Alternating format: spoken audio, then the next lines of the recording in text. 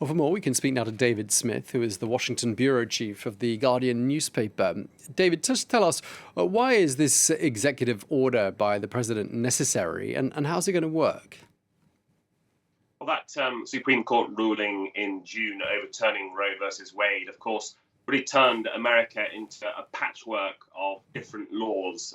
Abortion is expected to be nearly or totally banned in around half the states, around 26 states, whereas in the others, it'll often be very freely accessible. And that creates this issue of women in states where abortion is banned, perhaps traveling across state lines, sometimes great distances, to get an abortion, for example, in a state like New York. So today's executive order from Joe Biden is really aimed at strengthening their ability to do that, especially after a recent Senate vote that would have guaranteed a woman's right to cross state lines failed due to Republican opposition.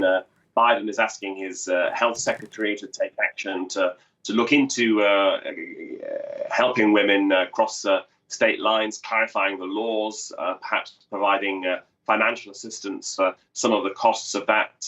But the order is relatively vague and short on specifics, so we don't know precisely how that would work.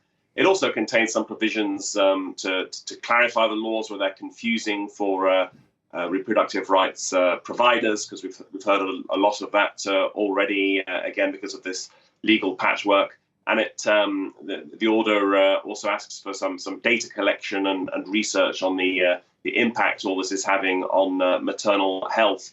But the bottom line is this is Biden's second executive order. They can only go so far. He himself has been the first to say the president can't restore the constitutional right to abortion. Only Congress can do that, and in turn that depends on the voters. And he's been urging people to go out and vote for the Democrats in November's midterm elections to try and restore this right.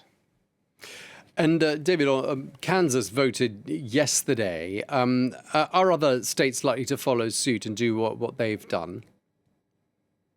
It's quite possible. This was quite a dramatic result. Kansas is a red Republican state. Donald Trump won it by 15 percentage points in the 2020 election, and yet a very clear, strong result in favor of abortion rights there, preserving it in the state constitution. It was about 59 to 41%. That really sends a message. I think Republicans will be worried about this becoming an electoral issue.